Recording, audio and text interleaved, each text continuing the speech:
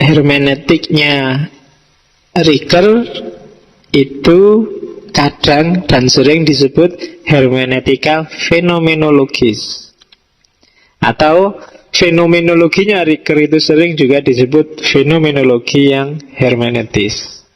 Jadi bolak-balik, dia bisa disebut seorang hermeneutik fenomenologis atau fenomenologi yang hermeneutik. Dua-duanya bisa dimasukkan karena dia pemikir hermeneutik juga pemikir fenomenologi. Yang jelas katanya Ricker, ngomong fenomenologi ya ndak bisa lepas dari hermeneutik. Ngomong hermeneutik ndak mungkin ndak fenomenologi. Ya kan? Hermeneutik itu kan ilmu, teknik, seni memahami. Dan fenomenologi itu kan juga semacam metode, semacam pendekatan menghadapi realitas yang meminimalkan subjektivitas. Dua-duanya sama-sama memahami. Kalau kita ingin memahami realitas, menginterpretasi realitas, ya kalau ada kata-kata menginterpretasi kan otomatis ada hubungannya dengan hermeneutik. Kalau kita ngomong hermeneutik, salah satu fase yang harus dilewati adalah fase fenomenologis. Fase ketika kita ngomong makna asli, makna sejati, hakikatnya apa sih? Itu kan fenomenologi.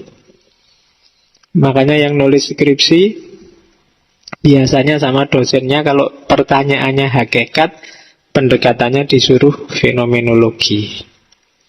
Karena fenomenologi memang bahas itu. Pendekatan filosofis itu di sisi operatifnya untuk mengejar hakikat, metodenya biasanya yang disarankan adalah fenomenologi. Oke, yo nanti diulang lagi rekamannya apa itu fenomenologi ketika kemarin ada Edmund Husserl. Ya kan? Gimana objek berhadapan dengan subjek, dan gimana caranya agar subjek ini memahami objek tidak versi dia tapi versi objeknya. Terus dari subjek ada intensinya. Seperti apa sih objek itu mengungkapkan dirinya pada subjek? Nah itu fenomenologi. Nanti jelas di belakang apa itu fenomenologi sedikit dari Ricker. Tapi yang jelas pikirannya Ricker boleh disebut hermeneutika fenomenologis, boleh disebut fenomenologi hermeneutik. Kalau titik tekannya pada subjek yang memahami, sebutlah itu hermeneutika fenomenologis. Tapi kalau titik tekannya pada objek yang dipahami, sebutlah itu fenomenologi hermeneutik. Dua-duanya bisa. Jadi kalau ada yang nulis skripsi, tesis, disertasi, coba cek. Kalau pakai Ricker, coba cek fokusmu pada apa. Kalau pada subjek yang memahami, pada penelitinya yang ingin menafsirkan objeknya, berarti itu hermeneutik fenomenologis. Tapi kalau fokusnya pada objek yang akan dipahami, sementara penelitinya tidak akan intervensi selain setelah data terkumpul, maka itu namanya fenomenologi hermeneutik. Itu satu di antara dua. Boleh dipakai dua-duanya, tapi salah satunya juga boleh. Jadi hermeneutika fenomenologis atau fenomenologi hermeneutik. Terus hermeneutik ini tugasnya. Apa sih tugasnya hermeneutik? Tugasnya hermeneutik adalah mengungkap misteri yang ada di balik simbol. Lah kok ujuk-ujuk ngomong simbol, Pak? Karena bagi Ricker, semua yang dipahami manusia itu sifatnya simbolik. Nggak ada yang nggak simbol. Apa sih simbol itu? Simbol adalah ketika makna langsung itu bukan makna yang sebenarnya. Makna yang sebenarnya justru yang tidak langsung, meskipun perantaranya makna yang sebenarnya.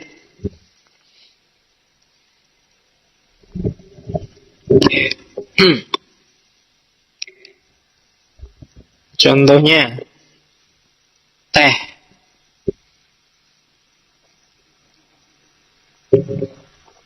Ya kan? Teh ini bagi saya ada maknanya. Maknanya menghilangkan rasa haus. Bagi kamu mungkin maknanya alamat ngajinya berhenti sebentar. Bagi yang lain mungkin maknanya beda lagi. Berarti apa? Teh ini dia nggak pernah bunyi jadi dirinya sendiri. Dia selalu ditempeli makna oleh yang baca. Gitu loh.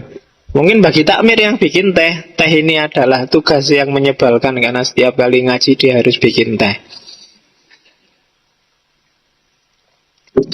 Ya kan? Dia tidak pernah bunyi jadi dirinya sendiri. Dia selalu dibunyikan oleh orang yang memahaminya sesuai persepsinya. Makanya memahami semuanya selalu sifatnya simbolik. Tidak pernah ngomong benda itu hujan itu ya hujan. Tapi kan setiap kepala membunyikan hujan secara beda-beda sesuai isi kepalanya. Yang mau berangkat ngaji, waduh hujan, udahlah tidak usah berangkat, hujan-hujan ngapain sih, kan sudah niat, sudah ada pahalanya satu, aman. Yo, ada yang gitu. Ada yang nggak jadi ngaji. Ada yang alhamdulillah hujan, ada alasan nggak masuk. Ada yang macam-macam. Hujan ada yang anggapnya musibah, ada yang anggapnya berkah, ada yang anggapnya hujannya sekedar hujan, tapi dia dibunyikan secara berbeda oleh banyak kepala. Itu yang disebut simbolik. Dan hermeneutik itu ingin mengungkap ini, mengungkap misteri di balik simbol. Jadi objeknya bisa sama, tapi manusia menempeli makna secara macam-macam, secara beda-beda. Dan itu tugasnya hermeneutik. Jadi di Paul Ricoeur, manusia lebih dominan animal symbolicum. Animal symbolicum itu binatang yang bermain-main dengan simbol setiap hari, setiap langkah. Bahkan kamu berpikir itu kan sebenarnya selalu aktivitas memaknai, aktivitas simbolik. Tidak pernah nggak simbol. Oke, kamu naik ke sini sandalnya dilepas, itu kan juga pemahaman simbolik. Emangnya nggak bisa sandalnya dibawa ke sini terus kalau sudah kotor kan dipel kan bisa, kalau bisa kan? Tapi kan kenapa? Karena kamu maknai masjid ini kan sakral. Jan-jane kan tegelnya, keramiknya sama aja kan dengan keramik di kantormu, keramik di kamarmu, keramik di kampus kan bodoh wae. Tapi kalau di kampus kan kamu nggak nyopot sandal. Kenapa? Karena dia nggak kamu maknai sebagai sakral. Jadi sakral tidak sakral itu makna tidak ada pada barangnya. Kamu takut pada Allah, yang tidak percaya Allah tidak takut pada Allah. Kenapa? Pemaknaannya beda. Nah itu urusan pemaknaan. Isi kepala, bahkan Allah pun ya setiap kepala kan memahaminya beda-beda, meresepsinya beda-beda.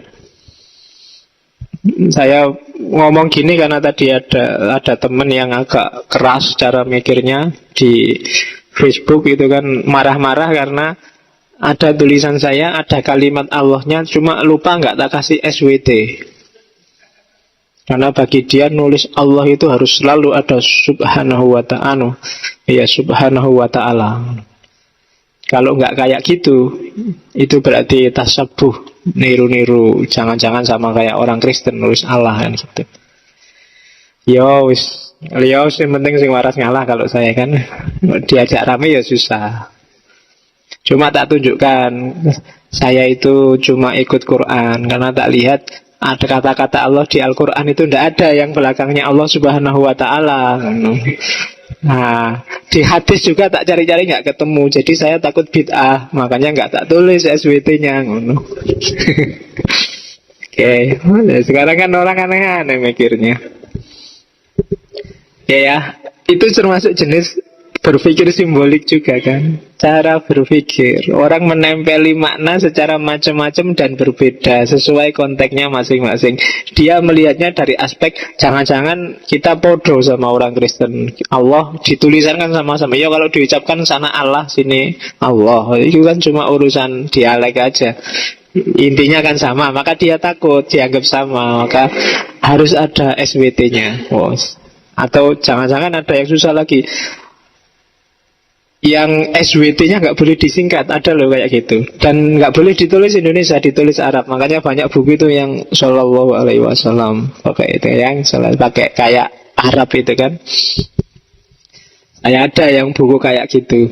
Meskipun ada juga yang temen mau kayak gitu, tapi terus jadi lucu karena begitu nulis Waalaikumsalam, nulisnya pakai Arab juga ya, nulisnya Waalaikumsalam. Kelihatan kalau nggak ngerti bahasa Arab.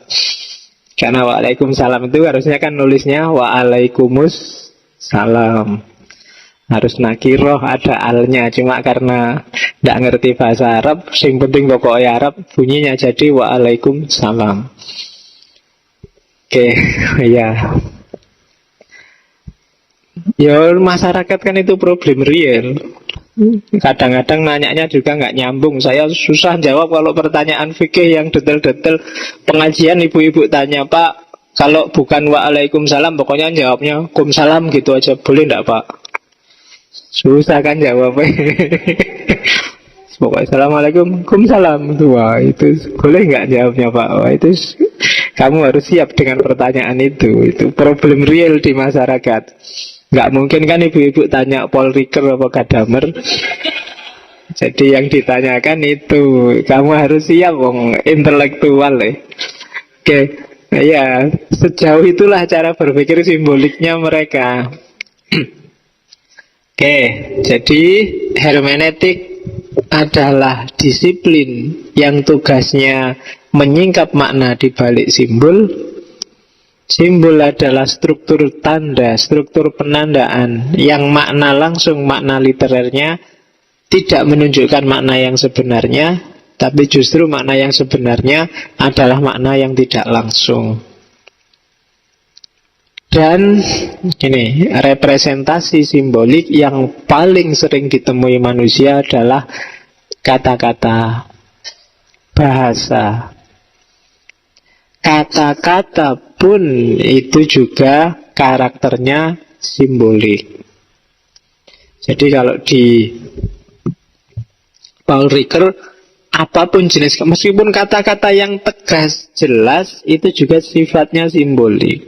Undang-undang pun sifatnya simbolik. Simbol itu berarti ya kayak tadi, orang memaknai tergantung kecenderungan, tergantung persepsi, tergantung pemahamannya masing-masing. Kalau saya ngomong Undang-Undang Dasar Negara tahun 1945 gitu kan, ya mungkin kamu memahami itu hukum di Indonesia, tapi mungkin teman-teman yang kelompok keras memahaminya, wah itu tauhid yang dibikin oleh, ya kan mesti gitu. Barangnya sama, tapi cara memahaminya beda-beda. Kata-kata juga begitu. Setiap orang membentuk pola makna sendiri terhadap kata. Nah, itulah nanti yang di Paul Ricoeur disebut teks. Disebut polisemi. Poli itu banyak, semi itu tanda. Jadi kata-kata itu sifatnya polisemik. Dia menyimpan banyak sekali konotasi. Maknanya banyak. Misalnya kata-kata pohon. Biasanya di buku contohnya pakai kata pohon. Pohon itu maknanya bagi tukang kayu, dengan bagi kamu yang kehujanan, dengan bagi artis India yang sedang syuting, itu maknanya beda-beda. Tukang kayu lihat pohon, yang muncul di pikirannya, wah ini kira-kira dijadiin dipan apa kursi apa meja bagus ini kan gitu. Kalau kamu yang kehujanan nyari pohon, wah ini mana pohon yang baik buat cetul biar nggak kehujanan. Tapi artis India begitu lihat pohon, pohon ini indah sekali, wah langsung muter-muter gue nyanyi. Ya kan? Loh, pohonnya sama, tapi cara dia meresepsi dan menempelkan makna beda-beda. Itu yang disebut polisemi. Yang terjadi di banyak hal. Kalau kamu dengar kata jilbab, atau kamu dengar kata cadar, atau kamu dengar kata jenggot, itu kan di kepalamu sudah macam-macam munculnya. Kalau hari ini saya ngomong akik, itu kan beda lagi kan. Konotasi akik hari ini dengan akik tahun lalu 2014 kan sudah berbeda itu. Itu namanya polisemi. Oke, karena saya baru kemarin dikasih, ada mahasiswa ngasih saya akik itu kan. Neng aku ya orang ngerti yo. Sayangnya satu, kegedean. Jadi nggak tak pakai. Oke, sekarang mungkin 2015 besok akan dikenal sebagai tahun akik. Karena orang ribut dengan akik. Oke. Asal jangan tahu ya. Sekarang kan yang lagi rame itu akik sama begal. Entah begalnya di jalan atau begalnya di BRD. Itu polisemi. Coba rasakan istilah begal dulu dengan begal sekarang. Rasakan istilah akik dulu dengan akik sekarang. Oke, filsafat. Konotasi dulu dengan konotasi sekarang. Atau konotasi di kepala orang yang tidak ngerti filsafat, di kepala orang yang benci filsafat. Masjid juga begitu. Jenggot juga begitu. Batu hitam juga begitu. Ya kan? Bahkan kata Islam juga begitu. Itu namanya polisemi. Jadi ternyata pluralitas makna itu dimulai sejak kata-kata. Setiap kata dia dibalik itu menyimpan banyak kemungkinan makna. Dan siapa yang mengaktualkan kemungkinan-kemungkinan itu? Ya orang yang pakai sesuai konteksnya masing-masing. Oke, jadi dari sini ada 3 hal yang perlu digarisbawahi. Yang pertama tentang simbol, yang kedua tentang disiplin hermeneutik yang mengungkap makna di balik simbol, dan yang ketiga tentang polisemi, keragaman makna di balik kata-kata. Nah, kata-kata plus makna plus keragamannya itulah nanti yang disebut teks. Yang nanti teks itu dalam Paul Ricoeur bentuknya adalah wacana. Nanti kita lihat di belakang. Oke. Yang ketiga, sebelum masuk ke hermeneutik, kita lihat asumsi-asumsinya. Kenapa sih interpretasi, kenapa hermeneutik itu penting? Yang pertama, karena pemahaman manusia itu tidak sesederhana, sesimpel logika 1 tambah 1, 2.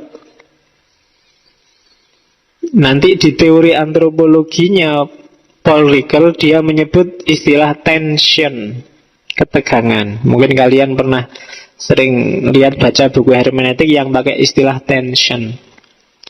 Tension itu 2 hal yang berbeda, yang ketemu, yang tabrakan. Itu yang disebut dialektika. Katanya Ricoeur itu, hidup ini adalah dialektika.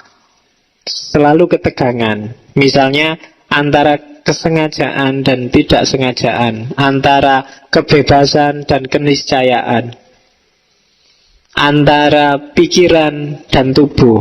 Antara itu kan selalu kita mengalami ketegangan demi ketegangan.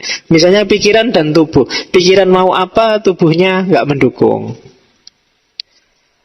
Atau antara kebebasan dan keniscayaan. Kamu bebas kok kalau mau ke luar negeri, tapi ya pakai uangnya siapa Pak, maka akhirnya kamu nggak jadi berangkat. Itu kan tension namanya, ketegangan.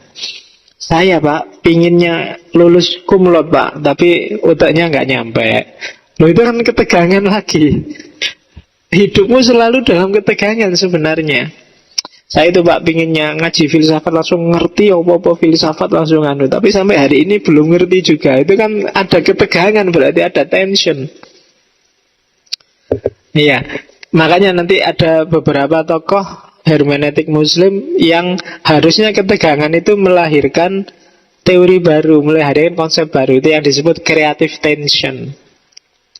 Ketegangan tapi kreatif. Dari ketegangan itu lahir kreasi-kreasi baru. Itu namanya creative tension. Dari ketegangan, saya pinginnya ke luar negeri, tapi kok tidak ada yang bayari ya. Itu kan ketegangan. Dari situ pun mungkin melahirkan kreasi baru. Gimana caranya tetap ke luar negeri meskipun nggak ada yang bayari. Nggak tahu gimana, apa gandol pesawat, apa ya. Tapi melahirkan inovasi baru. Itu creative tension. Kalau tidak ada ketegangan, tidak akan lahir inovasi. Orang pingin terbang, tapi tidak ada sayapnya, tidak bisa kayak burung, maka lahir pesawat. Pingin nyebrang laut, renang tidak kuat, laut seluas itu, lahir kapal. Jadi itu kalau secara sosial kan itu yang disebut konflik kan. Cuma secara individu itu disebut tension, ketegangan. Jadi kamu jangan gelisah kalau ada ketegangan. Kalau harapan dan realitas nggak nyambung, kalau kamu galau karena karepmu ternyata tidak keturutan, itu tension. Dan itu memang fitrahnya manusia. Jadi setiap orang itu hakikatnya selalu berada dalam ketegangan. Dia berhadapan dengan realitas yang diinginkan dan yang tidak diinginkan. Oke. Jadi itu yang pertama. Inilah nanti yang bikin pemahaman itu unik. Gitu loh. Realitasnya sama, tapi tensionnya beda. Dari mana sih tension itu? Ya tension itu kan pertentangan-pertentangan antara dirimu dengan lingkungan sekelilingmu, antara dirimu dengan dirimu sendiri, itu tension. Jadi karakter pertama hidup itu adalah ketegangan. Nah, ketegangan ini nanti filsafat kehendaknya Ricker. Cuma saya singgung sedikit aja. Dalam ketegangan itu biasanya lahir kehendak. Ya kan?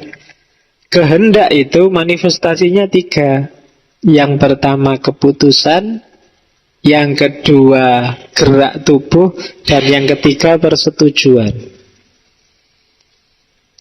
Nah, ini yang jadi keputusan itu jalan keluarnya terus gimana? Terus kamu putuskan.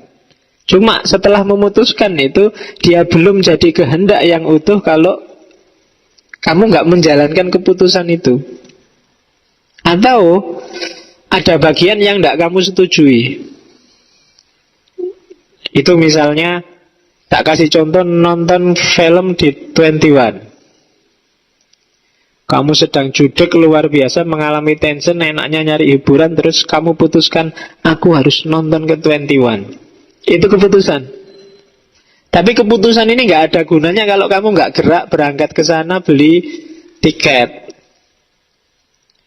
Cuma itu juga kalau ada yang tidak kamu setujui, misalnya saya mau nonton film tapi nggak usah duduk di dalam gedung film, ayo nggak jadi nonton di 21. Paling kamu cuma download, nonton di laptopmu sendiri-sendiri. Jadi keputusannya bukan nonton di 21 akhirnya, ya nonton di kamar kan, gitu aja.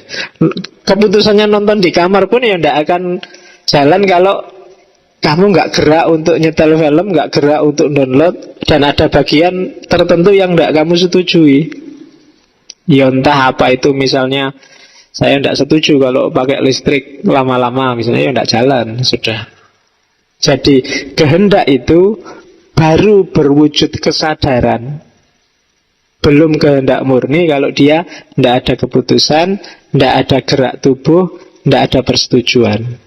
Kalau kamu tidak berangkat ke 21, tidak bawa karcis, tidak bawa uang untuk beli karcis, ya itu baru kesadaran yang belum jadi kehendak. Itu filsafat kehendak dalam Ricker. Dari mana kehendak itu muncul? Dari ketegangan. Orang yang tidak ada ketegangan dalam dirinya biasanya cenderung malas, tidak ngapa-ngapain. Kenapa? Karena tidak bisa melahirkan kehendak. Karepmu apa tidak metu. Makanya sejak kecil kan kamu dilatih, disuruh punya cita-cita.